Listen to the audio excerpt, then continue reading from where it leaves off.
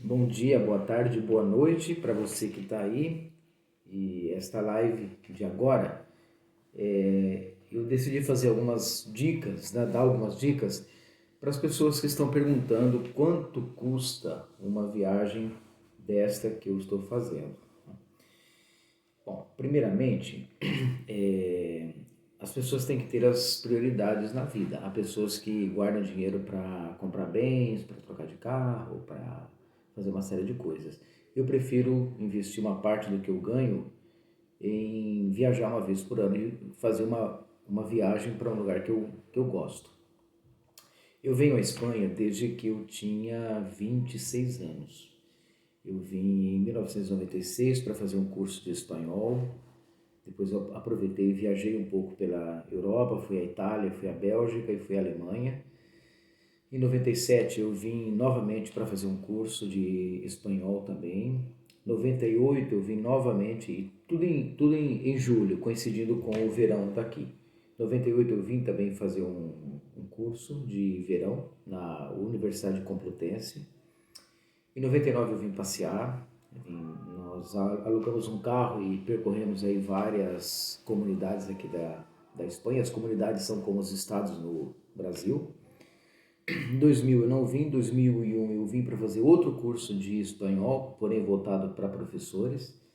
E aí eu decidi que eu queria passar um tempo maior aqui. Então eu voltei ao Brasil no final de julho, continuei dando aula durante todo aquele ano. Em dezembro de 2001 eu vim para conhecer um pouco do inverno aqui, como era. Passei a virada do ano de 2001 para 2002 aqui, peguei a virada da peseta para o euro, a troca da moeda.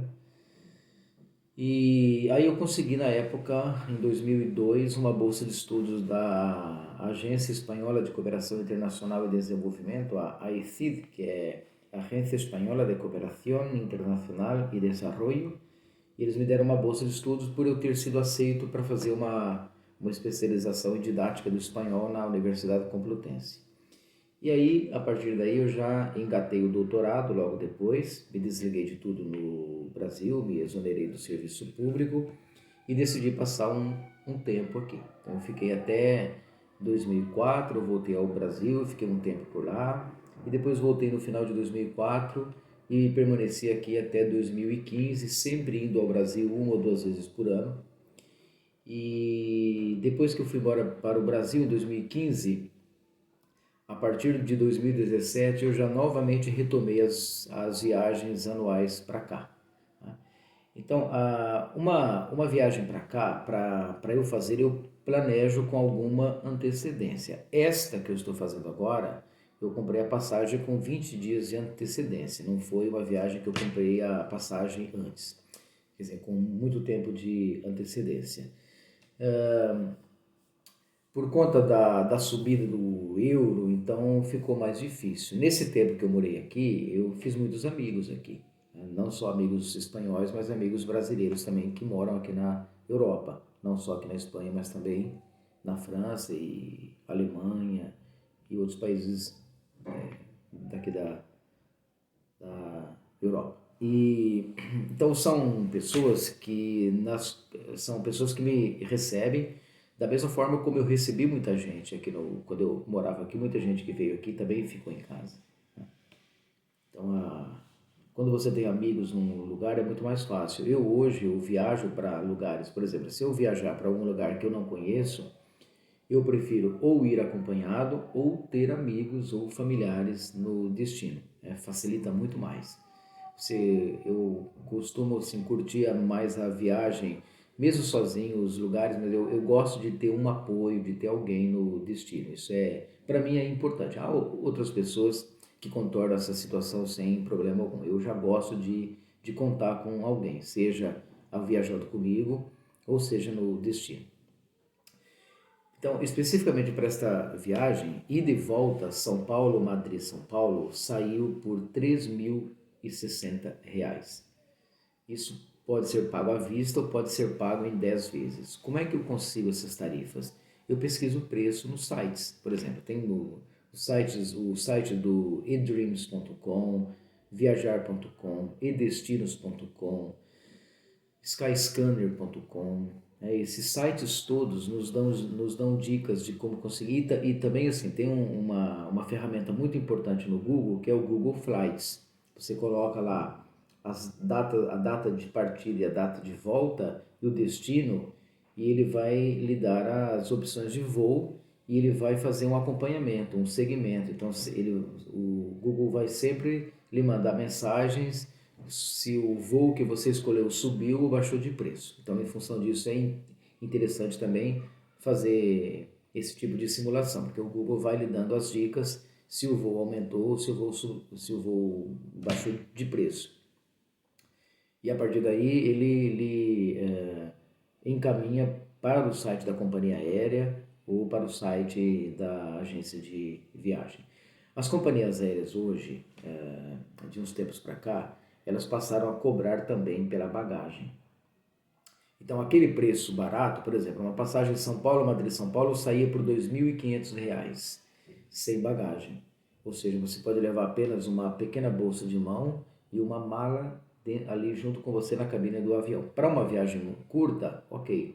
Para uma viagem longa não dá, porque você tem que trazer roupa, calçado, enfim, tem que ser uma mala maior. Então, quando temos que trazer uma mala maior, nós compramos uma franquia de bagagem. Antes, a questão aí de 2 anos, não muito tempo, havia empresas, por exemplo, a Swiss ou a Ibéria mesmo, que dava em voos começando no Brasil e terminando no Brasil, grátis 2 malas de 32 quilos cada ou 2 malas de 23 quilos cada. Essa festa acabou. Então hoje elas cobram por tudo.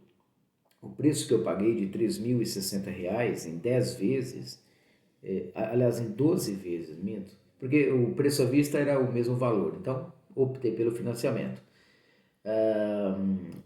Já inclui uma bagagem, uma mala de 23 quilos na vinda e uma mala de 23 quilos na volta.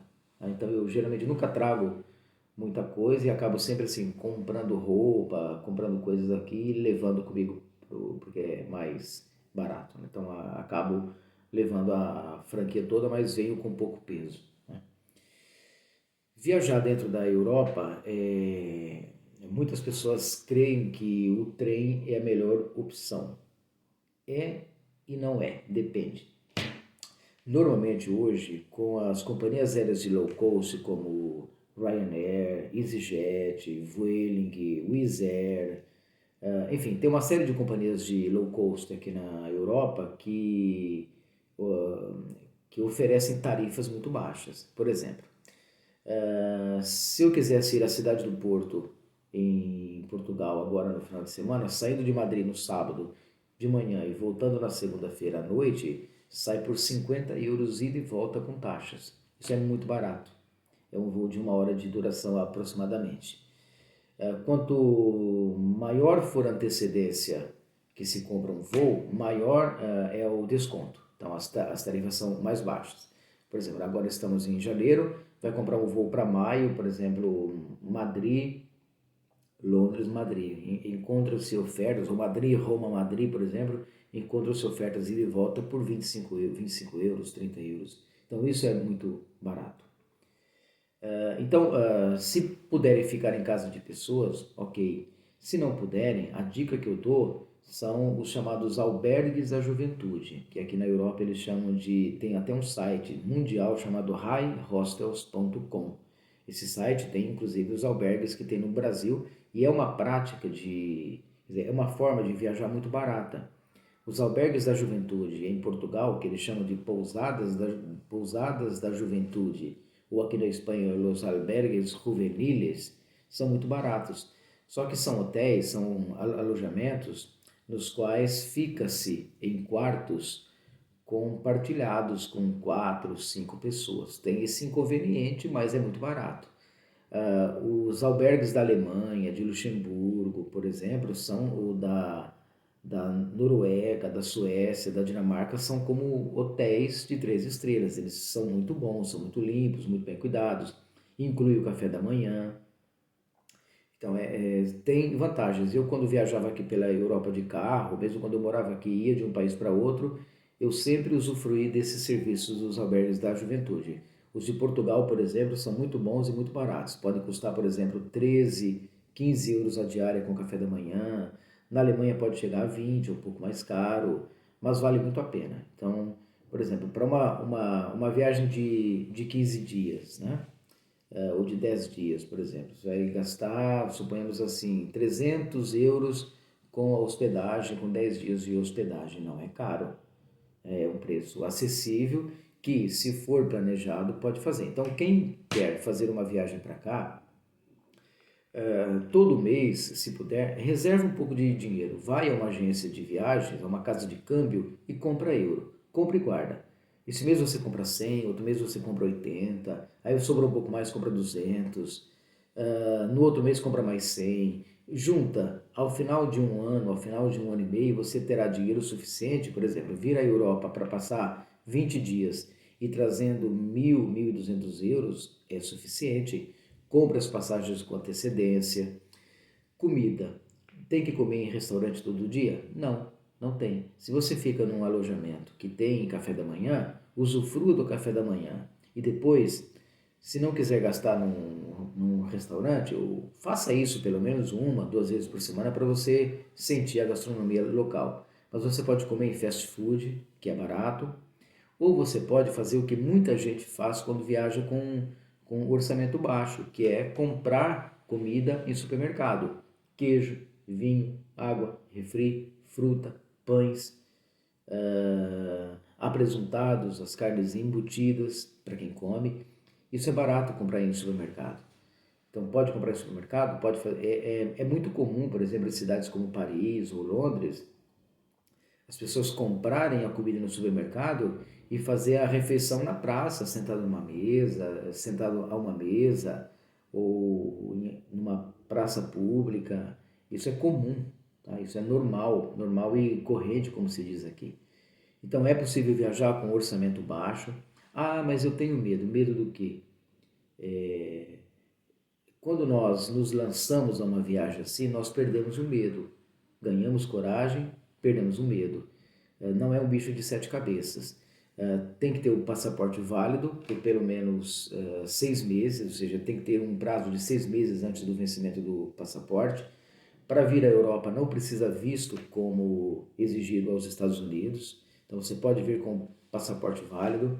É recomendável fazer um seguro de viagem para que, em caso de acidentes ou morte acidental, você tenha toda a cobertura aqui nos hospitais. Então, é interessante fazer um seguro de viagem. Quem tem cartão de crédito, por exemplo, pode habilitar o cartão de crédito internacional e comprar um seguro. Muitos cartões de crédito internacionais já trazem um seguro internacional junto também. É fácil isso daí. Os roteiros de viagem hoje, os lugares para ir, para visitar hoje, estão todos disponíveis no YouTube, na internet. É possível consultar tudo. Tá? Não precisa comprar um guia de viagem, né? Um livro para você ver os países, os lugares. Consulte tudo isso online, gratuitamente. Elabore um roteiro. Se tiver alguém que venha com você, muito melhor. Se não, se você se lançar a vir sozinho, não é nem um bicho de sete cabeças, não. É fácil viajar. E é muito bem possível viajar com orçamento baixo. Você vem a Madrid, não precisa ficar no Hotel Ritz, no Hotel Palace. Vai a Paris, não precisa ficar no Mandarim. Pode ficar nos albergues juvenis, você vai conhecer a cidade da mesma forma. Os horários dos museus, dos lugares, em muitas ocasiões são gratuitos, tem horários especiais que eles atendem gratuitamente. Pegar uma sessão de cinema, um teatro, entrar num museu, dependendo, se é estudante tem desconto com o cartão de estudante, se é professor também tem desconto. Então tem uma série de vantagens, né? Além da segurança, viajar pela Europa é bastante seguro com relação, por exemplo, ninguém vai assaltá-los. Essa ideia de assalto que a gente tem, ela é assim muito escassa aqui, né? Eu sempre costumo dizer aos meus alunos, por exemplo, números, né? Segundo as estatísticas, por exemplo, quer dizer, o número de pessoas assassinadas na Espanha, um país de 45 milhões de habitantes, é de 300 por ano. No Brasil, nós temos em torno de 65 mil assassinatos. Então, por exemplo, é proibido ter arma de fogo. Então ser assaltado é muito raro isso. O que existe são os furtos. Por exemplo, descuidou do telefone celular, descuidou da bolsa no restaurante, você pode ser furtado. Leva a carteira no metrô, sempre no bolso da frente, no ônibus, porque tem pessoas que furtam, não vão lhe assaltar, mas num descuido seu você pode ter a carteira furtada, o celular furtado, o passaporte furtado. Ter o passaporte furtado no exterior é um transtorno. Você tem que procurar assistência consular, isso demora, não é assim. Então, quando viajarem, experimente a gastronomia local. Se puderem ir ao restaurante, tem muito restaurante barato. Por exemplo, aqui em Madrid mesmo, existem aqueles os restaurantes que oferecem o chamado menu del dia, que funciona assim: tem um primeiro prato, aí escolher entre, por exemplo, 4 ou 5 opções. O segundo prato também é escolher entre 4 ou 5 opções. A bebida, que pode ser vinho, pode ser água, pode ser um refrigerante. A sobremesa e o pão, tudo incluído. Aqui na Espanha isso é perfeitamente possível encontrar em Madrid por 11 euros. Por 11 euros você faz uma refeição completa. Dá para você se alimentar muito bem. Isso não é caro e você pode consumir, comer a gastronomia local. Ah, mas é muito caro 11 euros? Bom, sempre tem as opções dos fast foods, nos quais você vai comer não tão bem, obviamente, né? Não é a mesma coisa jamais, mas vai se alimentar e não vai passar fome. Ou tem os supermercados também, né? Então tudo é possível. Então, não deixe de pesquisar preço, de entrar nos sites, de procurar voos, fazer algumas simulações, né? Se puder ter aquelas economias guardadas, se não, vai juntando pouco a pouco para você realizar esse sonho. Se isso for uma prioridade, viajar, faça isso. Economize, compre euro, compre dólar, pesquise preço. Quando você fizer a primeira viagem, você vai gostar tanto que você vai querer viajar todo ano. Assim aconteceu comigo e assim certamente terá acontecido com muitas pessoas que hoje eu vejo viajando por aí. Um abraço a todos vocês e viagem. É algo que nós acumulamos, as experiências de viagem que nós acumulamos, ninguém nos pode roubar. É isso. Obrigado a todos. E não se esqueçam de se inscrever no canal.